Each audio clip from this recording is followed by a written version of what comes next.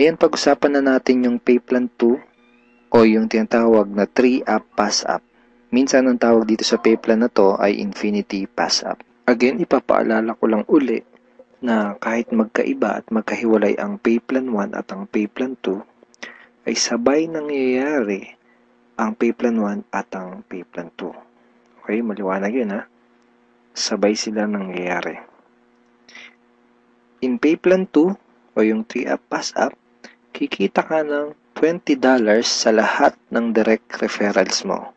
Maliban lang sa second, third at seventh referrals mo. Bakit? Dahil ang second, third at seventh direct referrals mo ay maipapasa pataas sa taong direktang nag-refer sa iyo sa SWA. Okay, maipapasa sila doon sa direct sponsor mo. Sa madaling salita, you will earn $20 from your first, fourth, fifth, sixth, and 8th up to infinity. Next, you can earn unlimited $20 every day. Again, wala ding flash out, no flash out, and no maximum income dito sa pay plan 2. Let's say may 8 kang naging direct referrals. Tulad ng sabi ko, sa kanilang lahat ay may commissions ka na tag to $20. Maliban lang sa second, third at seventh referrals mo. Dahil ang second, third at seventh referrals mo ay maipapasa sa iyong sponsor. Sponsor mo ang kikita ng tag to $20 dito sa second, third at seventh mo. Okay? Kaya tinawag na 3-up pass-up. Okay, malamang ito ang iniisip mo ngayon. Teka, ba't ganon?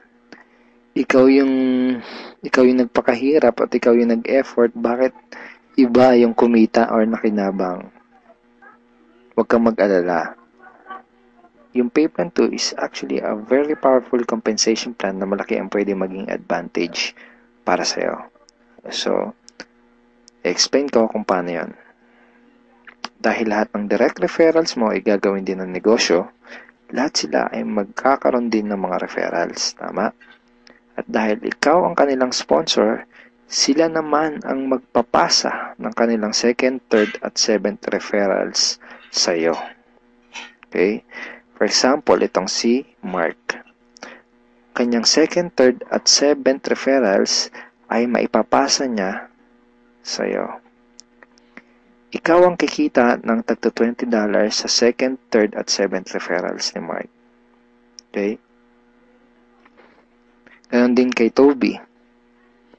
Yung second, third, at seventh referrals ni Toby ay maipapasa rin sa iyo. Ikaw din ang kikita ng tag to $20 sa second, third, at seventh referrals ni Toby. So, ganon din ang mangyayari kay Fred, kay Diane, etc. Kikita ka ng tag to $20 sa mga second, third, at seventh referrals ng mga direct referrals mo. Pati itong mga naipass up sa'yo, kung mapapansin mo parang naging considered as direct referrals mo na rin sila dito sa pay plan 2. So, pati ang mga yan ay magpapasa ng kanilang second, third, at seventh referrals nila sa'yo. Darating yung time na araw-araw ka nang tatanggap ng mga tag to $20 sa email mo. Dun sa mga $20 na commissions mo, ganito yung email na matatanggap mo from SWA. Okay, see the $20. Just imagine kung gaano kaganda ang gising mo kung sa tuwing umaga at pagbangon mo sa kama at pag-check mo sa computer mo para i-check ang email mo ay hindi mga Facebook notifications ang matatanggap mo, kundi puros $20 in commissions tulad ng mga to. Okay? Sarap ng gising, di ba? So, okay, yan yung mga yan. Parang ganyan yung matatanggap mo. Now, let's try to compute the potential income for this pay plan. Sigurado na may excite ka dito sa mga susunod na ipapakita ko sa'yo. Assuming na mayroon ka lang 3 direct referrals who will pass up their second, third, and seventh referrals to you. Okay? So, 3 na magpapasa ng kanilang 2nd, 3rd, and 7th. So, 3 times 3, that's a total of 9 times $20 yung SWA Pay Plan 2 commission times $20, that's a total of $180. So, in peso, that's 8,100 pesos. Now, yung 9 na yun ay considered as your direct referrals na rin sa Pay Plan 2 lang. Okay? Ibig sabihin, yung 9 na yun ay magpapasa ulit ng kanilang 2nd, 3rd, at 7th sa'yo. So, 9 times 3 equals 27 times $20 commission, that's a total of $540 or 22,680 pesos. Then, yung 27 na naipass up lang sa'yo, ay again considered na rin as your direct referral sa Pay Plan 2, ay again magpapasa ng kanilang 2nd, 3rd, and 7th sa'yo. So, times 3 again equals 81 times $20, that's a total of $1,620. In peso, that's 68,040 pesos. And then again, yung 81 na yun, magpapasa up ulit ng kanilang 2nd, 3rd, and 7th. So, times 3, that's a total of 243 downlines times $20, and that's a total of $4,860. 204,120 pesos. So again, yung 243 na yun, magpapasap ng kanilang 2nd, 3rd, and 7th. That's a total of $729 times $20. That's $14,580. In peso, that's 612,360 pesos. And then yung 729 na yun, magpapass up ulit ng tagtatatlo, yung kanilang 2nd, 3rd, and 7th. So, times 3, that's a total passed up of 2,187 downlines. So, times $20, that's a total of $43,740. And in peso, that's 1,837,080 pesos. Grand total commissions is $65,520 or 2,751,840 pesos. And that's potential income just for Pay Plan 2. And hindi pa dito nagtatapos yung pwede mong kitain, pero pwedeng mas malaki pa ang iyong kitain kung ituloy-tuloy mo gawin yung iyong SWA business. So I hope na-excite ka dito sa pwede mong kitain, dito sa opportunity na to. Okay, so FAQs muna tayo. Yung 2nd, 3rd, at 7th referrals ko ba na naipassed up ay mawawala sa matrix ko? And the answer is no. Passing up only happens in Pay Plan 2 and not in Pay Plan 1.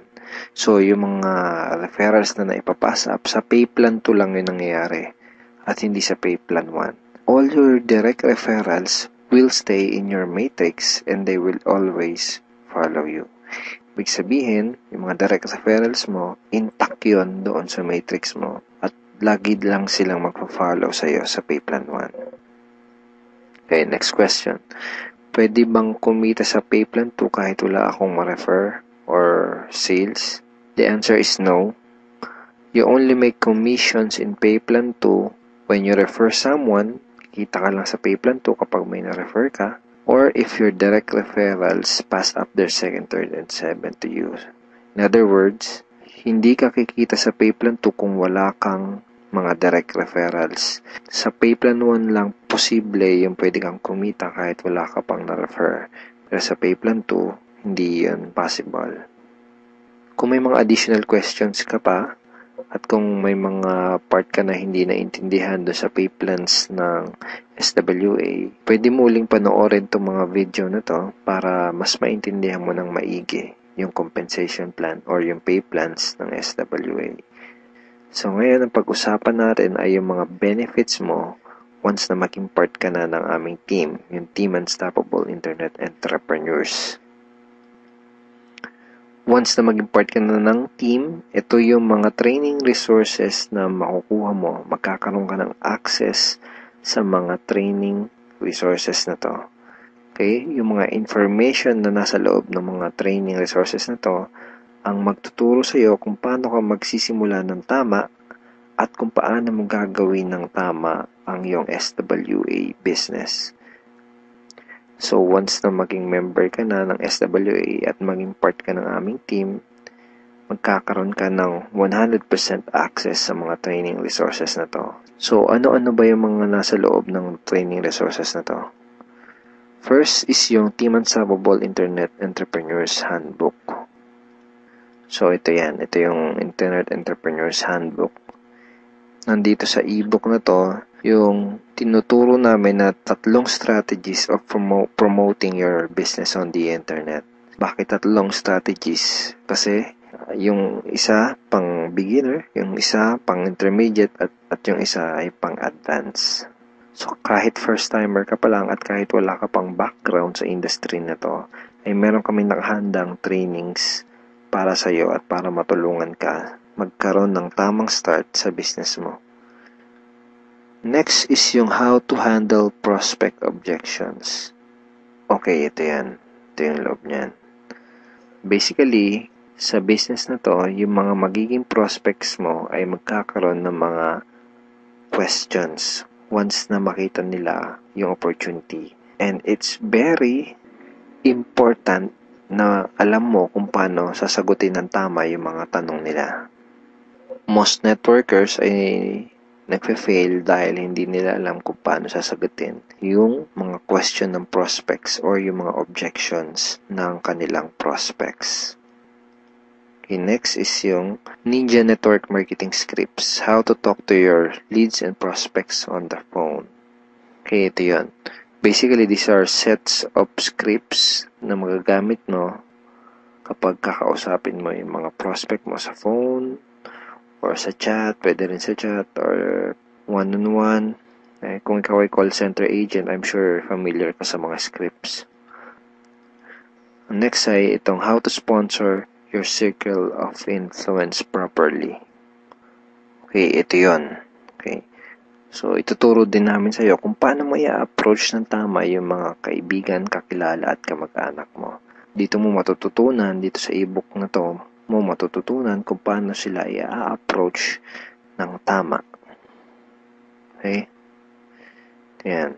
May mga sample email din yan na pwede mong isend sa mga kakilala at kaibigan mo. It's a step-by-step training ebook. Okay? Tignan mo step 2.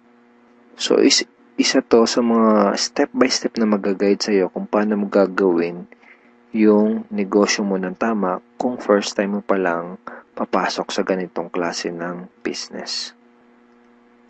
And next ay itong how to create your automatic recruiting system, the 3M system blueprint. Basically, this is a video tutorial. Paano gumawa ng website na tutulong sa'yo para i-promote ang iyong business. Matututunan mo kung paano ka gagawa ng ganitong klase ng website.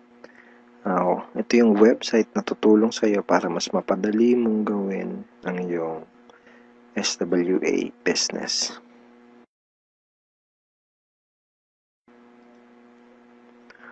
Okay, thank you for watching these videos, and we are looking forward in guiding you and helping you achieve good results and achieve your goals in this online business opportunity. Have a great day and God bless.